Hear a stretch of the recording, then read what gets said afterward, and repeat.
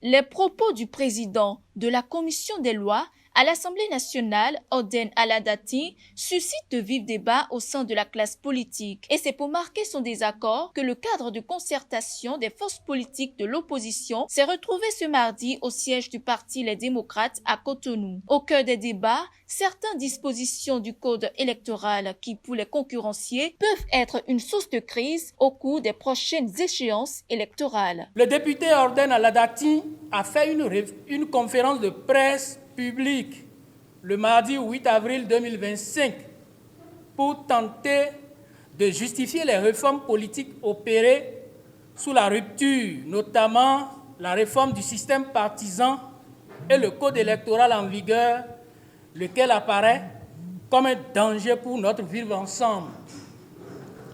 Pour illustrer ses propos, l'honorable Aladati a présenté en début d'exposé une vidéo visant à montrer que toute la classe politique voulait des réformes politiques. Le député conférencier va plus loin dans la théorisation de la mise entre parenthèses de la conférence nationale.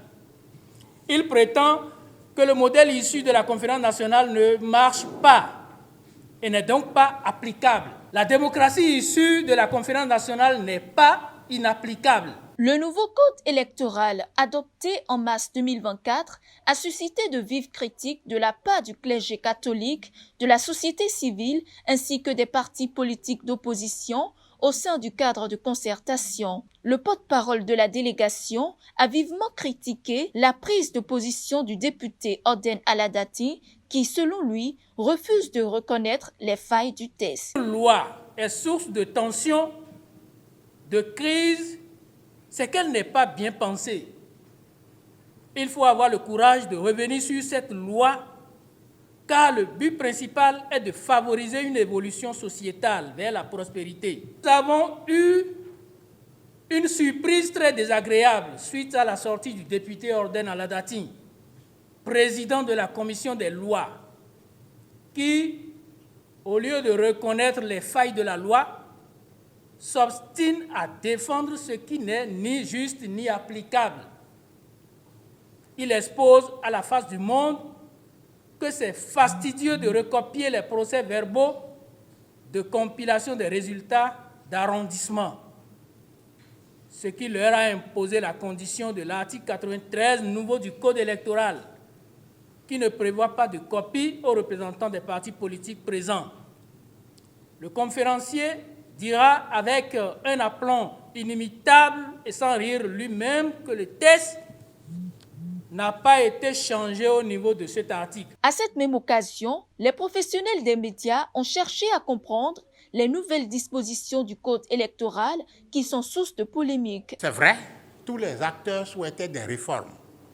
Tout le monde en a parlé. Et les réformes reposaient sur deux constats, deux piliers, deux constats. Le nombre de partis politiques et la question que les partis n'ont jamais réussi à diriger vraiment le Bénin. Ce qui pose problème, c'est le fait que les partis se créent pour partager le gâteau bénin, pour chacun se positionner et se dire bon, moi je soutiens ça parce qu'il y a à prendre. Vous avez beau faire des réformes dans le domaine, si vous mettez le train de vie de l'État au niveau où le pouvoir de la rupture l'a mis, vous n'avez rien fait. À rappeler qu'avant tout propos, la délégation du cadre de concertation a fait observer quelques secondes de silence en la mémoire des soldats béninois tombés récemment aux mains des terroristes en défendant la patrie. Elle a également saisi l'occasion pour appeler les autorités béninoises à une synergie de partenariat et d'action sous-régionale en vue de vaincre cette barbarie sous nos cieux.